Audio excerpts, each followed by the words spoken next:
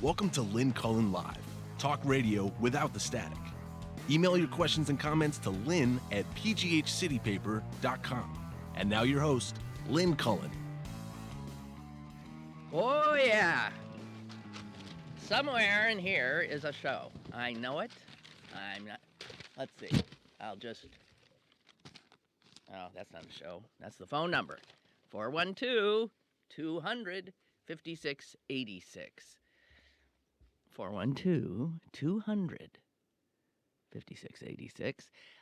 Also, I'm available to you at lynn@pghcitypaper.com, and I'm monitoring that, as you know, throughout the show. So if you want to get your 2 cents worth in that way, I will make every effort to get your thoughts out.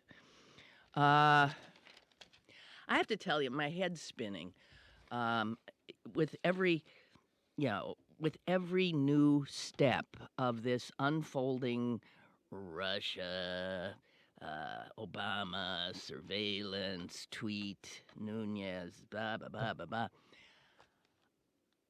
It's starting to make me remember what it was like living during the beginnings of Watergate, and how, as the plot thickened, you really had to work at keeping up, at untangling these names that all of a sudden you never heard of before, but now you know. And who reported to who, and what was what, and then the efforts to cover up little thing here, a reportage there. It was, I just remember then. It's just the way I felt at the time. My head was spinning. Then we did have a hearing, a congressional hearing that functioned. And with the testimony of one person after another, finally there's a bang, bombshell, and things start coalescing. But right now, we're in this messy place where, whoa, I gotta say, though, this guy who's our president,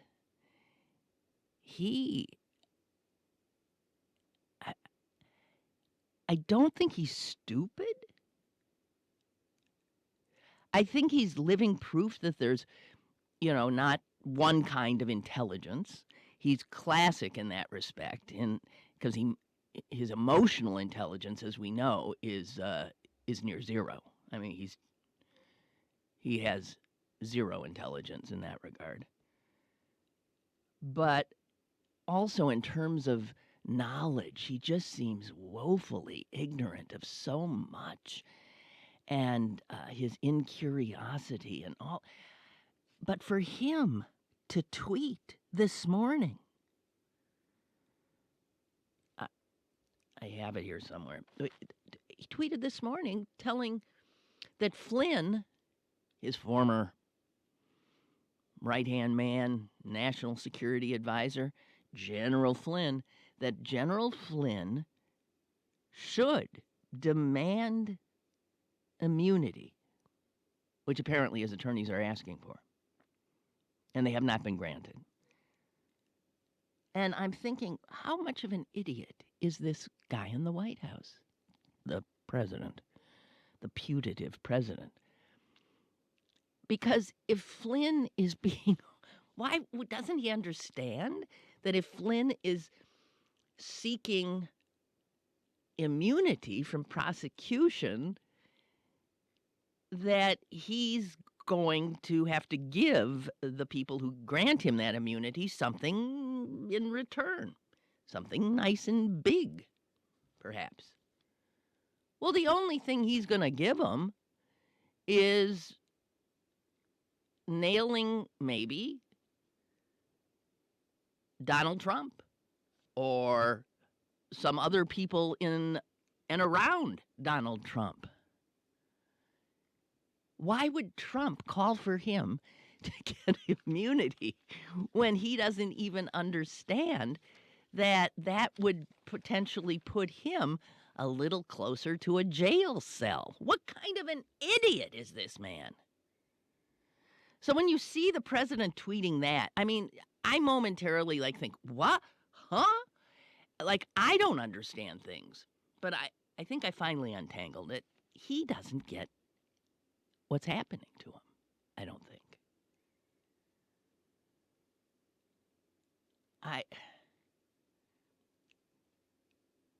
There's something especially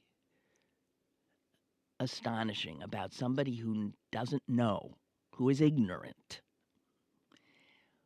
who doesn't know they're ignorant, and in fact think they're smart as hell. And so you have an arrogance of ignorance. And I think that's what we got with this guy. It's exhausting. And I think, looking at his tweet, the other question arose because he called it a witch hunt. And I'm thinking, well, okay, so you're saying that so Flynn is the subject of a witch hunt. Well, then why did you fire him? And then you remember that, wait a minute, all of this that we are now embroiled and tangled in, that has stopped the Congress in its tracks, that has not enough, that has done all, manner of damage to people and institutions, all of this was set off. Wouldn't even exist if the nitwit in chief had not tweeted the unsubstantiated slander that his predecessor, the dignified and serious Barack Obama, he alleged, tapped his phones in Trump Tower. That's what set all of this off. I mean, I guess we can thank Donald Trump, because if anybody brings him down, it'll be Donald Trump. He created this entire mess with a tweet. Extraordinary. It's embarrassing. I'm so embarrassed as an American, aren't you? Oh, God. So, a few things from just cleaning up after yesterday's show. I was talking about how there was this, how Kathy Carestis used to be on radio and TV, how she had told me that she had bought this thing that was like 6 feet long, looked like a grenade launcher or something, and its only purpose was to suck up spiders. Like if there's a spider on your wall, she'd go after it with this thing.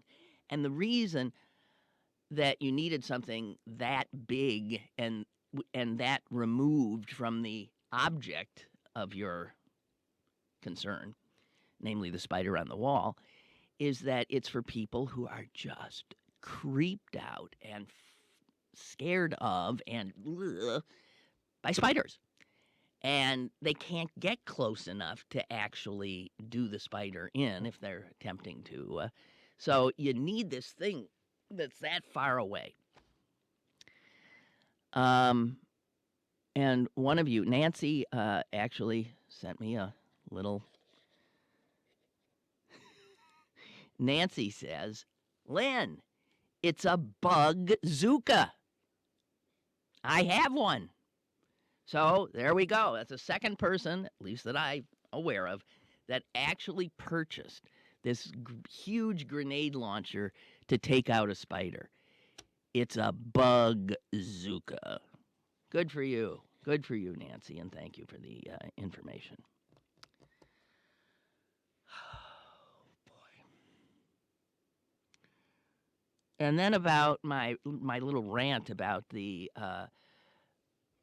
electronic boards on the parkway, which are supposed to say things like congestion 1 mile ahead, and now are printing out like these long things where if you're driving at 65 miles an hour, you can no more take it in than, I mean, without slamming on your brakes, slowing down, and of course then you're being an unsafe driver, even looking at all you want up there, if you want the people to see the information but not get into an accident, is you can't have more than like 4 or 5 words that bang somebody can take in like that and then get back to looking at the road. So Samuel had some interesting thoughts about it, and he said what happened is that was what they were for, was to say things like right lane closed ahead or accident on bridge. But then he says they got the bright idea of sticking Amber Alerts on there.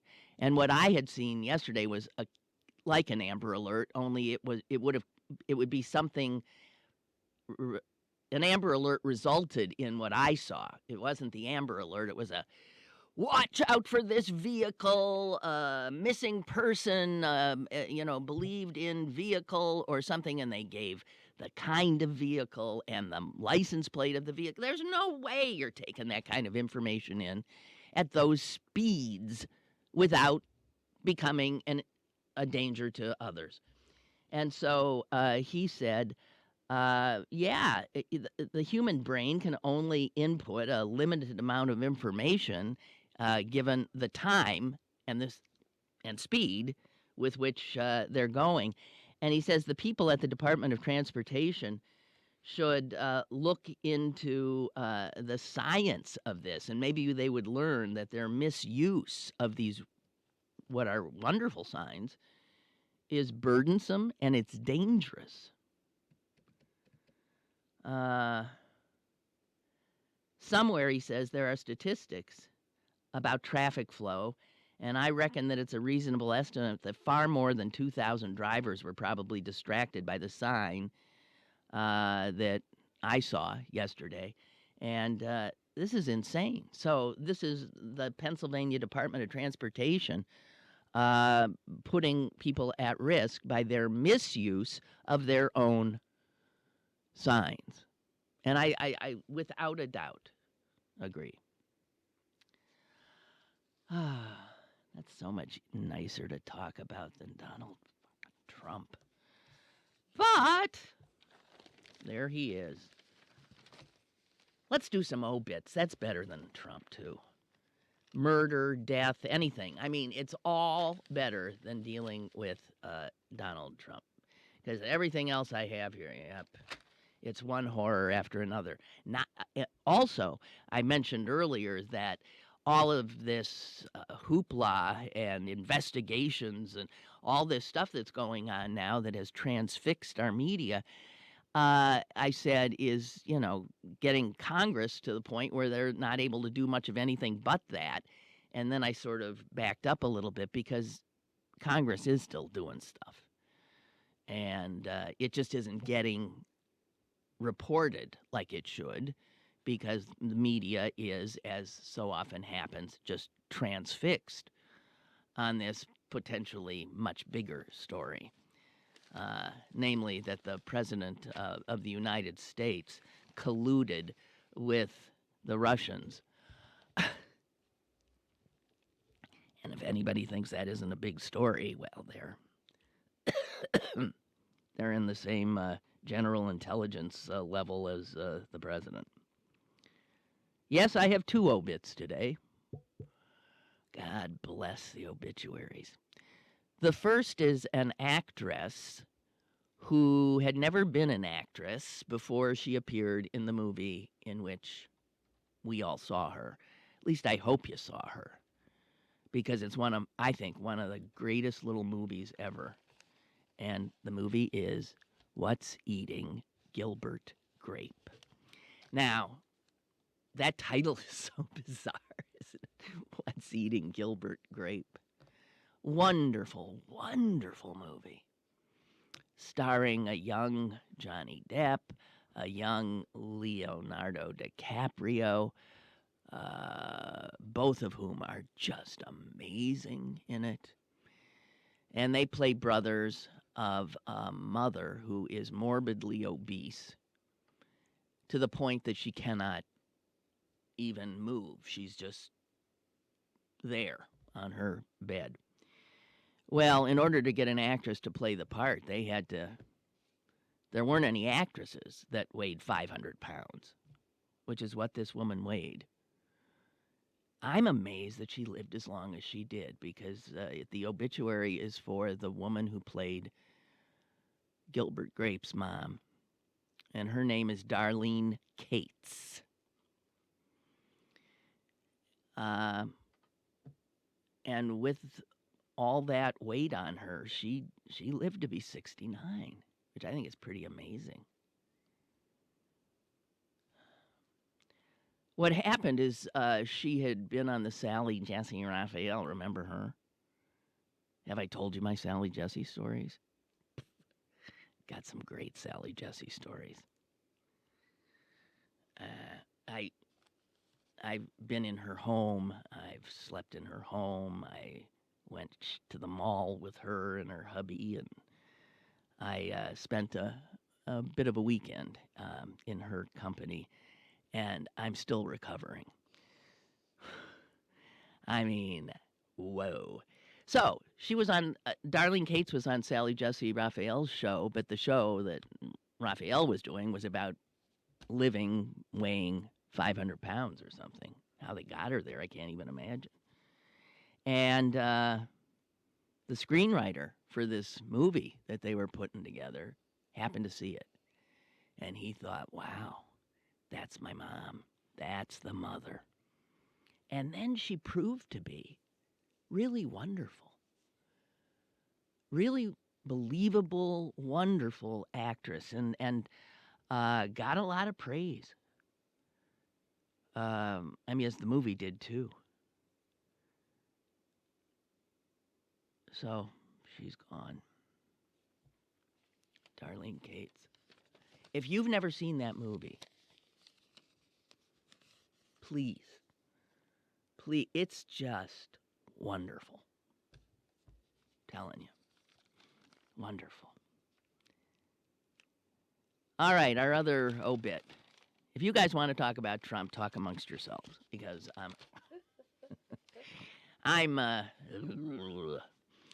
here's our other one. Jeez. Donald Harvey. He only made it to 64. And actually, he was sort of murdered, I guess. But that's okay, because it is believed that he murdered as many as 70 people, one by one. It says right here, how would you like this for your obit? New York Times obit. One of the most prolific mass murderers in history. Now, what's weird about this is you can name a bunch of mass murderers, right? Oh, we know the ones, John Wayne Gacy and this, that, and the other, and blah, blah, blah. But Donald Harvey? Well, we knew him as the angel of death. And this has to be relatively, I mean, he was killing people left and right, mostly in Ohio.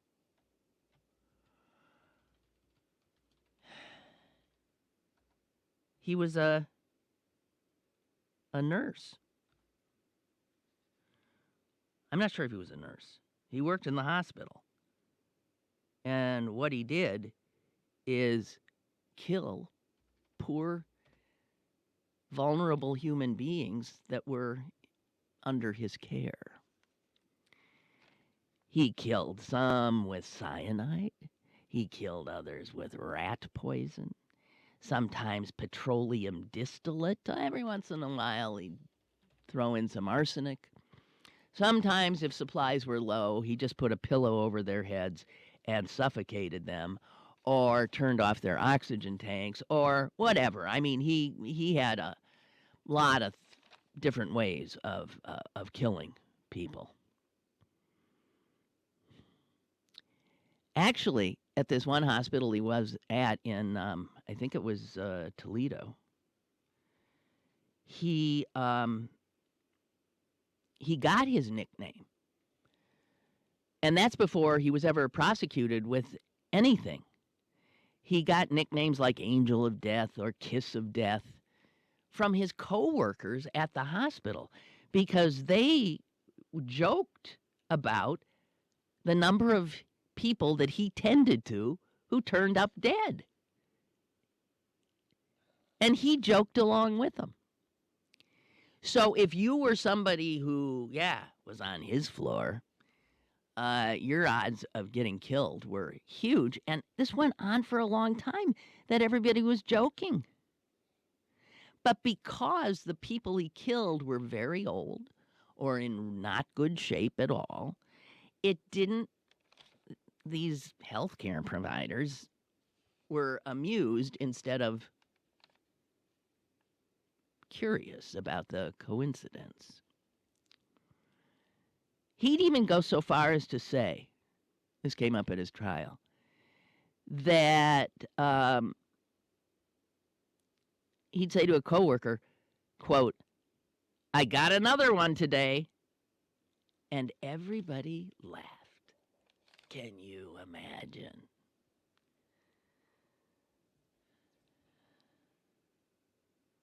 Sometimes his urge to kill got so intense that there weren't enough old people at the hospital to do in. So he did in a neighbor. He gave an arsenic-laced pie to the neighbor.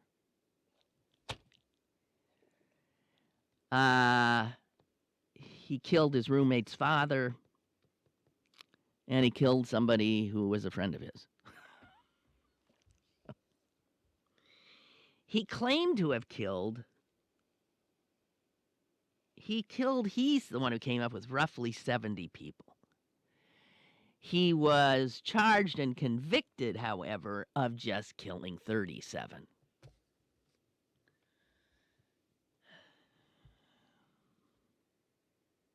He showed no remorse at his trial in 1987. And get this, when the prosecutors pulled out this huge, huge, here's what it was, 4 foot by 8 foot board, and showed the jury the names of all the people he killed. Just to make the point, look, we got this huge thing here. All of those people, he killed every one of them. And he's looking at that board, and he gets this big smile on his face, and he laughs. Oh, my God. So he was serving 2 consecutive life terms. And you know what did him in? Some fellow prisoner attacked him in his cell. Good. And I don't think charges should be brought against the prisoner for ridding the world of what must be about the most horrible human being ever. Unbelievable. It's odd we don't know the name. Donald Harvey. Peter writes, I don't think the Amber Alerts on the parkway boards are more dangerous than an average billboard ad. Good point. Especially the electronic ones, right? That are moving and, what's that as you drive into, a concrete barrier. And don't get me started on just the general pollution of the landscape. What would you rather look at? One of our beautiful rolling hills with greenery on it? Or this billboard advertising, I don't know, auto repair shops, whatever. But in fact, he says, I was a relative of a missing person. If I were, I would be more than happy that information is spread as much as possible. Just an opinion. Okay, you're entitled. Yeah. But you can't have too much on one of those boards. You can't take it in. It's of no use to anybody, I don't think. Especially letters and numbers that aren't even words, like license plates and kinds of cars and I don't know. Anyway, Amber Alerts are everywhere. I get Amber Alerts on my phone. So if they're putting them on everybody's phones, why do you need them on? I get them on my phone. I get them on my TV. I get them. I mean, Amber Alerts are everywhere.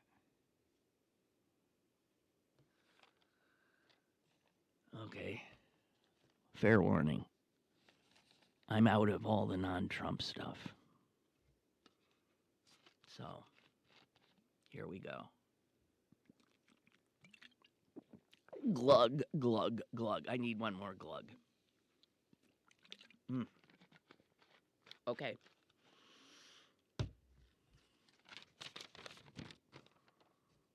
As we were talking about yesterday, these friggin' Republicans have already overturned the privacy protections that we all enjoyed under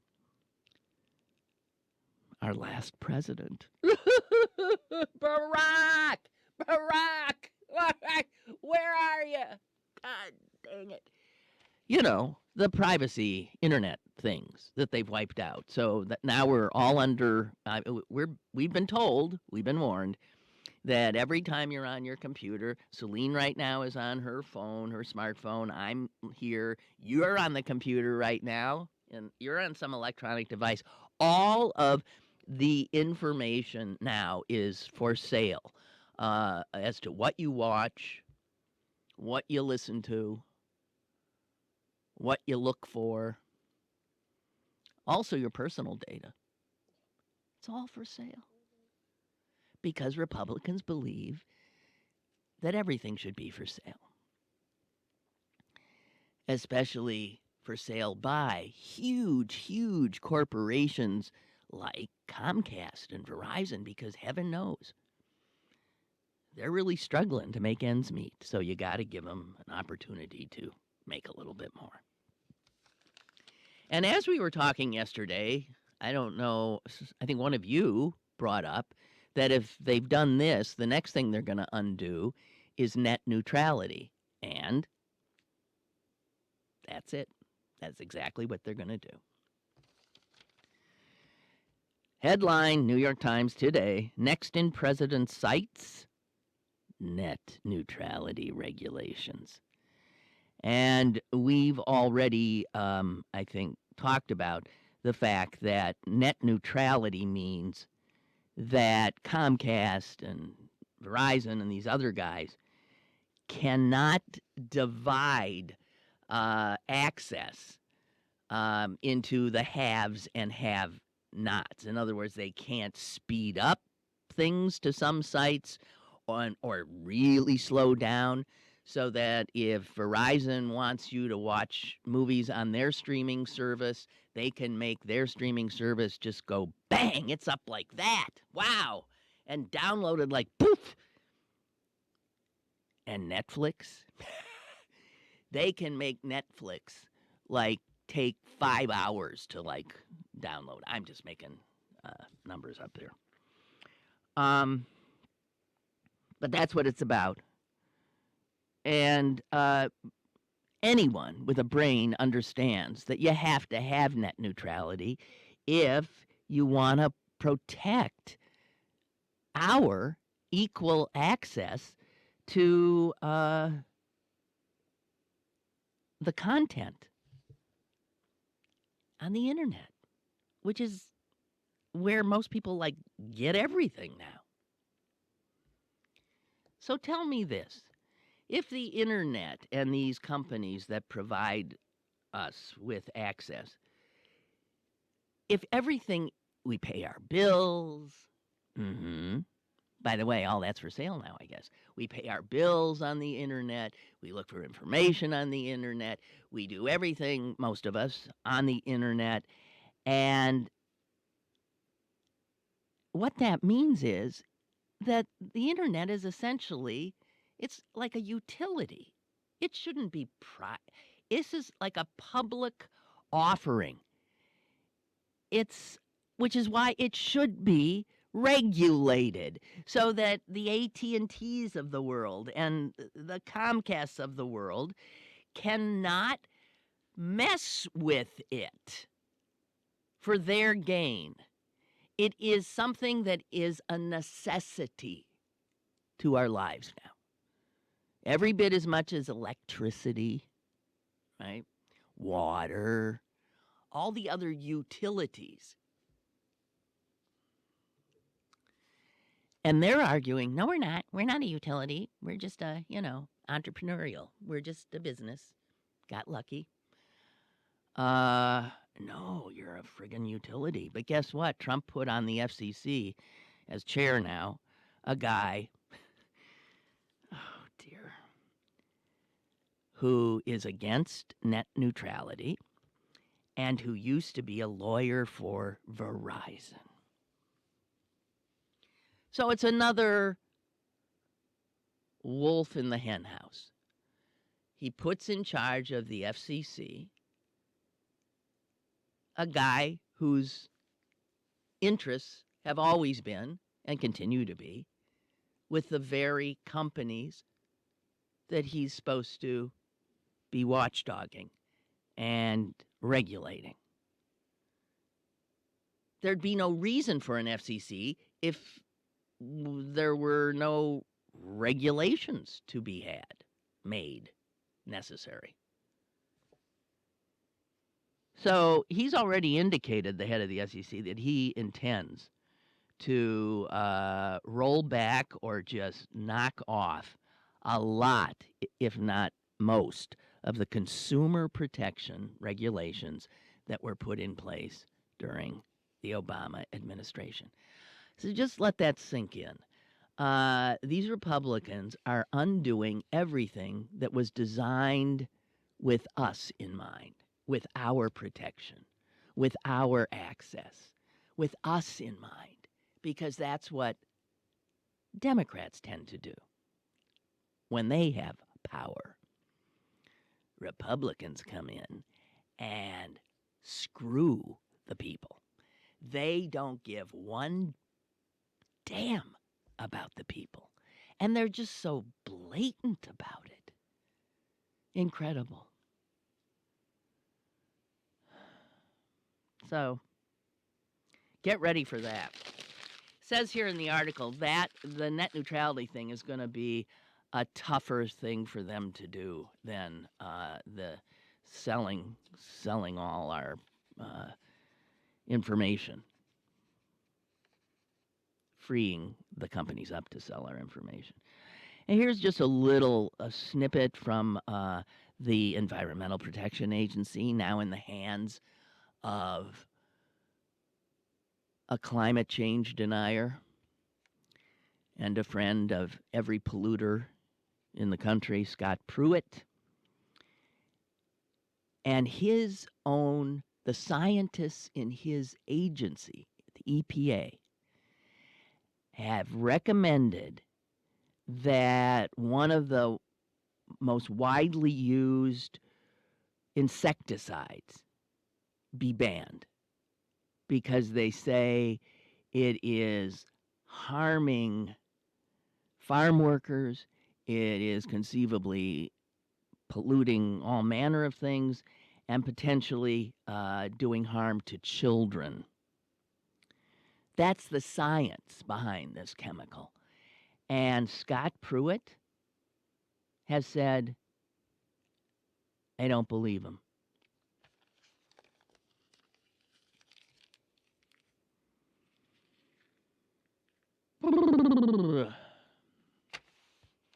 Speaking of scientists, here's another one. The staff of the White House Chief Technology Officer, which is part of the Office of Science and Technology, the staff has been pared down from 24 members before the election to, by yesterday, 1. the staff of the Science and Technology Office now consists of one person. What is the Science and Technology Office? Well, it says here that President Obama would turn to the Science Office for advice during crises like the Ebola outbreak in Africa, the nuclear disaster in Fukushima, Japan. He turned to them within the Deepwater Horizon oil spill in 2010. Also, it's the staff of that office that developed the White House's recommendations for regulation of commercial drones and driverless cars for the Transportation Department. Also, this is the same office that put on the yearly science fair, White House Science Fair, which under Obama became such a wonderful, wonderful thing, with children from all over the country coming to the White House with their science projects. And I mean, these were the best of the best. So, but Obama not only celebrated the kids, but by virtue of having all of this covered, helped build science and science education up. The staff is down to one. They say it's over on the 4th floor of the Eisenhower Executive Office Building, and it says the empty offices are part, clearly, of the devaluation of science in the Trump administration. Unbelievable. Or not. Is it dejected in D.C.? No. It's another Mike. Mike. Hey, good morning, Lynn. Hey. How you doing? I'm doing great. How are you? Hey, Lynn, I'm the person who sent you the email yesterday. Everything is chaos. Everything is... You're the one who sent... I thought you were... I was going to, tell you to call a suicide hotline. Okay. I just... we were just talking about... You said go take a walk in nature. I just read that, and I just thought... I was just going to call you before you mentioned the EPA. And because you said go out in nature and enjoy yourself. And I was thinking... That's what I did. I said take a walk. In nature, because you might not... In a few years, you might not be able to do that because there will be no nature. Yeah. We're going to poison it. Yeah.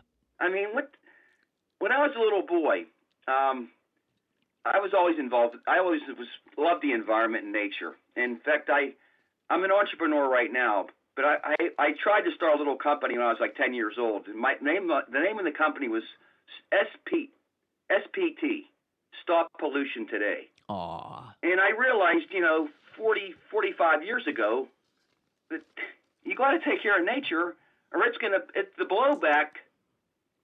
Going to take us out. Yeah. Well, it'll take us out. Yeah. Right. Yeah. Who in their hell?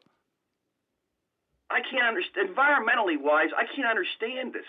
No. You're going to let people throw coal ash into the streams to give people jobs that aren't going to be there because robots are going to be doing the job. Insane. So what in the hell is going on? I'm totally baffled. You know what? You're going to get clean coal when they've been proven. Well, it doesn't matter what scientists said, but there's no such thing as clean coal. You can't. They've tried to do it, and it can't be done. And first of all, it's so expensive. Nobody's buying the product because they priced yourself out of the marketplace. So how in the heck? How can the government make it so that you're going to want to buy it? So I'm just totally perplexed with what's happening in this administration. That's kind of the main thing because that's going to affect all of us. Well, healthcare and the environment and labor or work conditions, they're all interrelated, but I just can't understand what the hell we're doing. Well, I can't either, and that's why I ask, do these people love their children and their grandchildren? Do they, it has to at some level be willful ignorance, right, that allows them to plow ahead, destroying our planet. It has And then they to. go out and say everybody wants this. The McCaney, the budget director, and Pruitt, and Trump.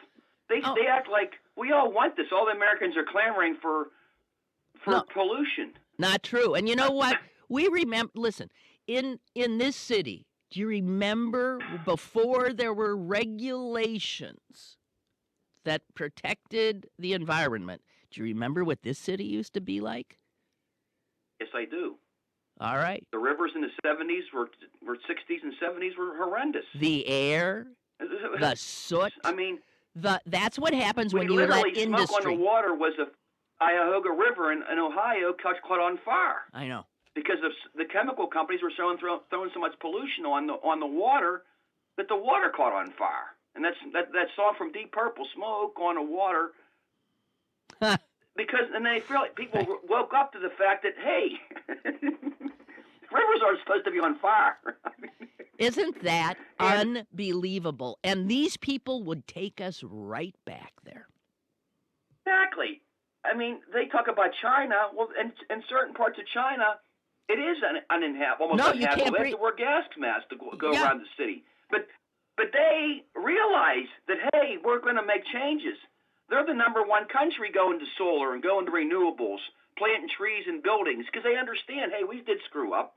We can try to make some changes to make things better. Right. Under Obama, the United States was the leader in pushing other countries to do more. We were pushing China. Now, China's going to have to be pushing us. Because I mean, how could a world superpower just give up all of its responsibilities to everybody else and just say we're not going to do it? In fact, telling other people that you owe us. Telling Germany which is not true, that they owe us money for. I mean, it just. Well, we've managed to alienate all of our friends, and strengthen all of our enemies up. Right. That's what we've done. That's what we've done in this country. Right. Right. If you're a friend of mine, I tell you, F you. If you're an enemy of mine, come on over. We can talk. We can chat. Yeah, we'll get in bed with Putin, and we and we slam the door in Angela Merkel's face. We tried to warn people. We tried to warn them that you can't be serious that you're going to put this guy in the White House. Exactly. And then you still have those people. Some of them are staunch. I know. They're staunch Trumpians. They don't care. No, they don't care. I listen to other talk shows where I hear people call up and talk. But Trump's doing okay. He's fine. I'm glad he's doing these things. I'm thinking, what the hell planet are you coming from? What is wrong with you? I guess they don't care about, you said, future generations or anybody else besides themselves. That's right. Accumulating wealth. If the part of human nature that's on display with these people are not the pretty parts. It's greed, selfishness. That's what you see with these people.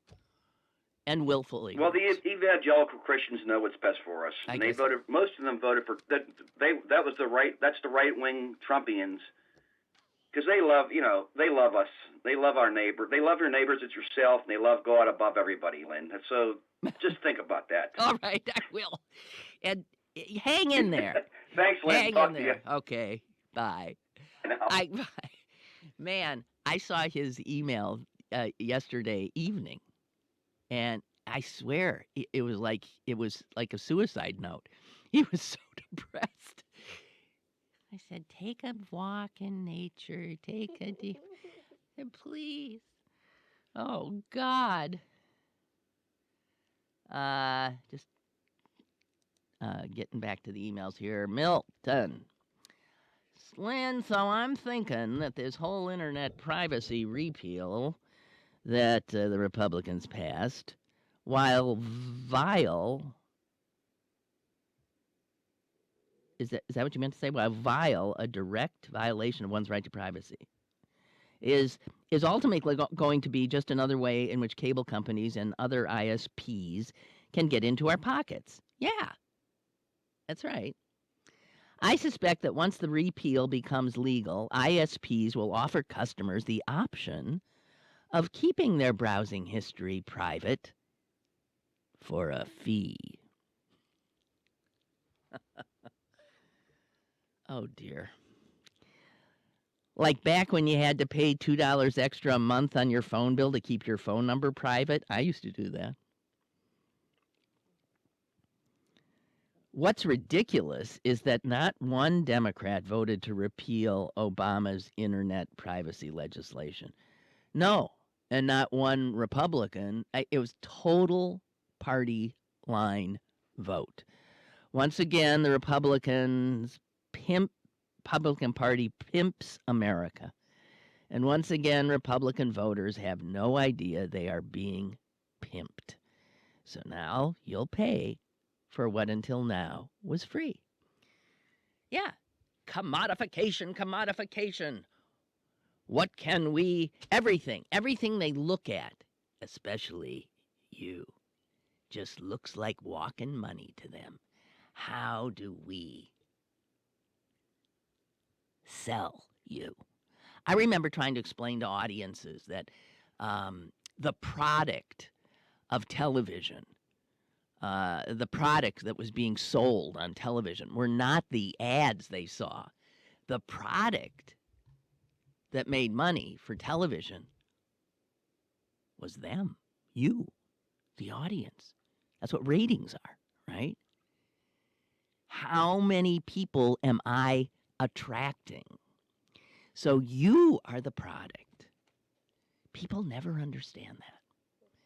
You're the product, and we bundle you up, and then we make money by telling advertisers, you pay us, and we will deliver to you them.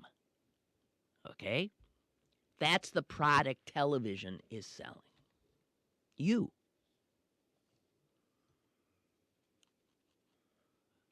Phone number again, 412-200-5686.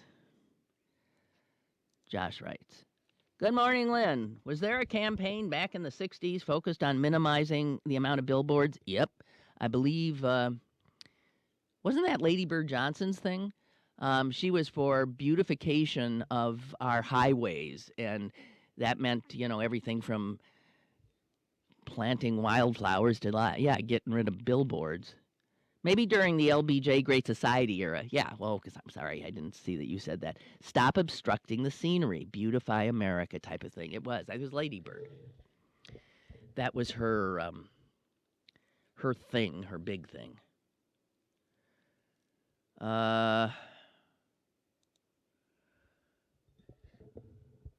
Oops, what happened there? Lynn writes, is this Brooke? Okay, you need to really expand on that Sally Jessy thing. Well, there's part of it that I'm loath to tell, which is how I ended up there. I'm loath. Damn it. If this were if I were on stage, and it was like like my one-woman show kind of stage, I could see telling the story. So I'm not going to tell that part of the story. There's some other. Well, in order to tell it right, I don't think I can.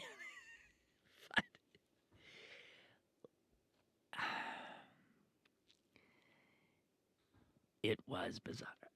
All right, so it was a woman here who worked in the business, actually, this is interesting, come to think of it, whose job it was to sell advertisers to television stations.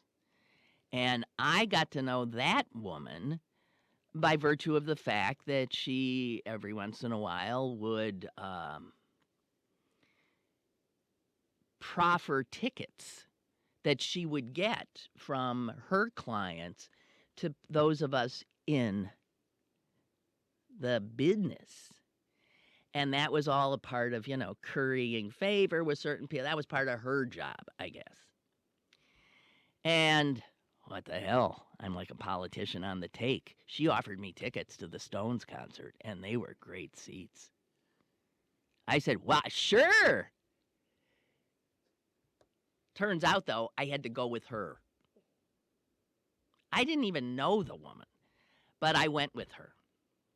Because, I mean, she's giving me tickets to the Stones.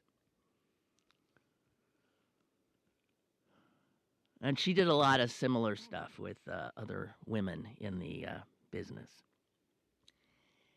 And she kept talking about Sally Jessy Raphael and how she was a close friend of Sally's.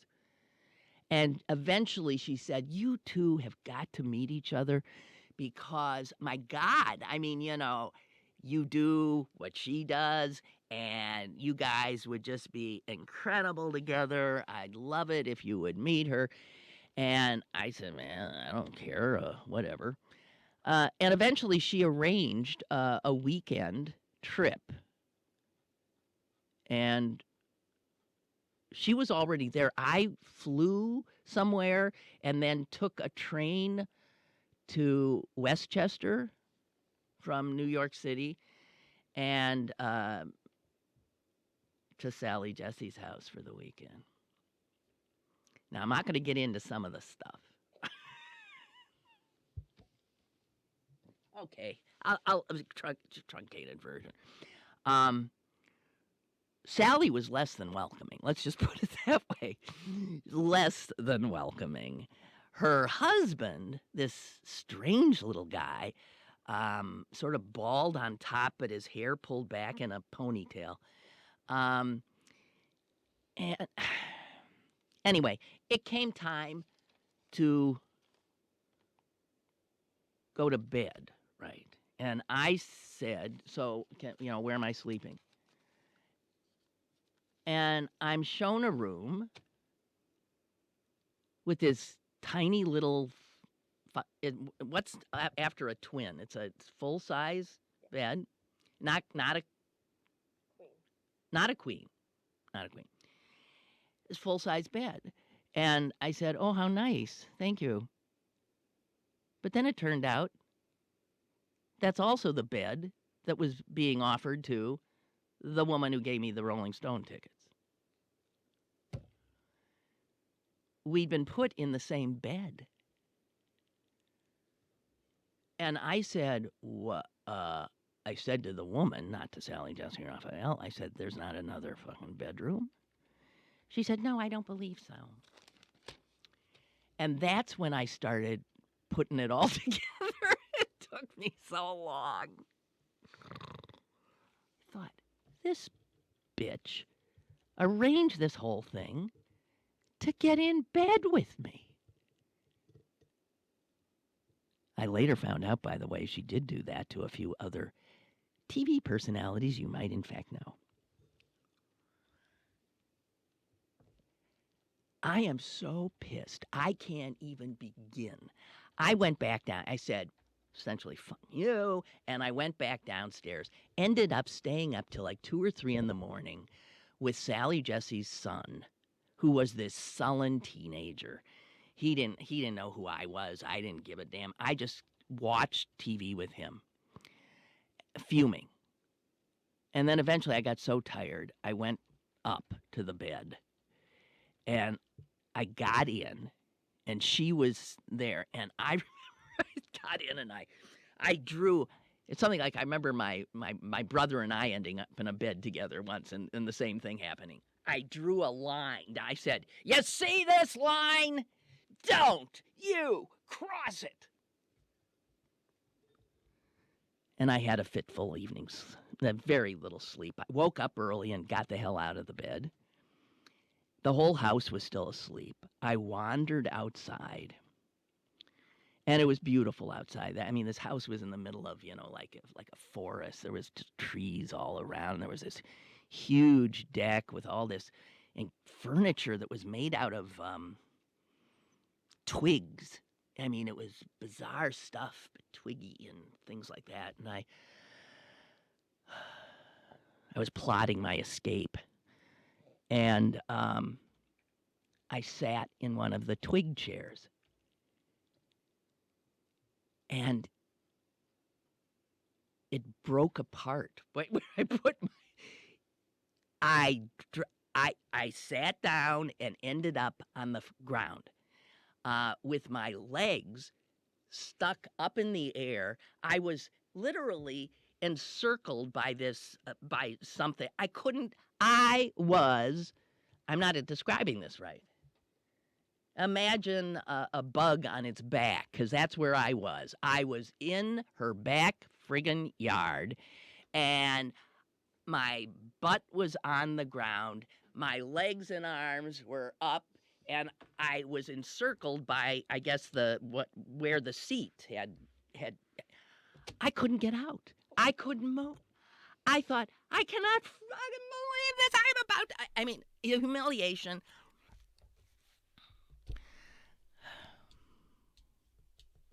Suffice to say, it was the ponytailed hubby who found me.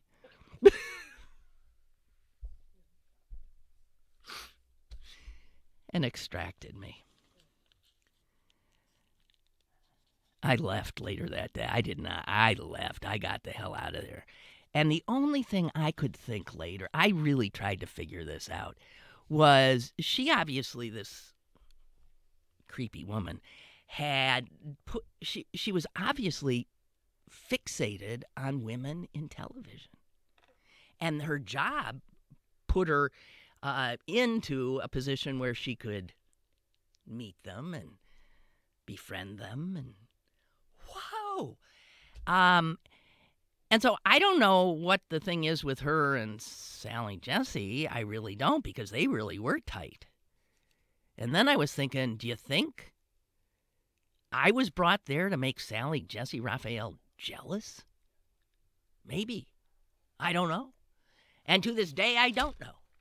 And guess what? I don't care to know.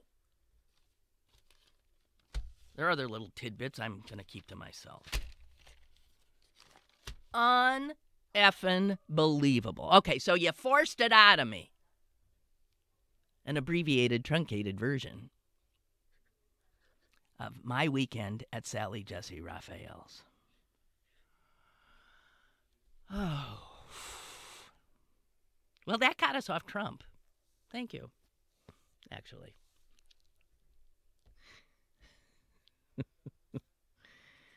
Oh, God. So, anyway, I guess that's it. Not? Well, I mean, I don't have it. I could get into how... I'll just do this headline for you. They're into easing rules, the Trumpians. So this is front page New York Times today. Trump eases rules protecting civilians in airstrikes.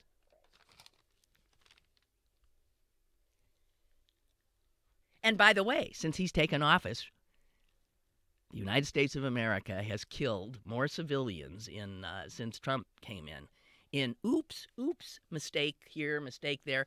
But it's coming from he's gotten rid of a lot of the safeguards that Obama had in place to make sure that if we were doing a drone strike or if we were doing an air attack, that we were not getting civilians. And he's really targeting Somalia, where we are not that active. He's going to get us in a friggin' war there.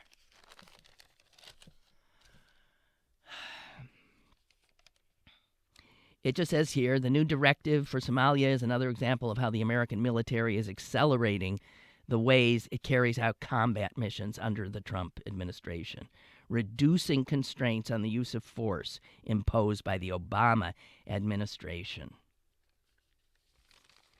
So watch out, you Somalis. I know you already have a famine going on. You got crazy people running around killing everybody. And you got the United States coming to your rescue, unless we just happen to bomb the holy hell out of you and your family. This is the way we make friends and influence people. All right, that's it, guys. That's it. Have a great weekend, will ya? And I wish I had a team in this March Madness thing. Anyway, bye. Bye. See you Monday. Lynn Cullen Live, Monday through Friday from 10 a.m. to 11 a.m. and archived at pghcitypaper.com. The opinions expressed on Lynn Cullen Live are those of the host and do not necessarily reflect the viewpoints of Pittsburgh City Paper or its advertisers.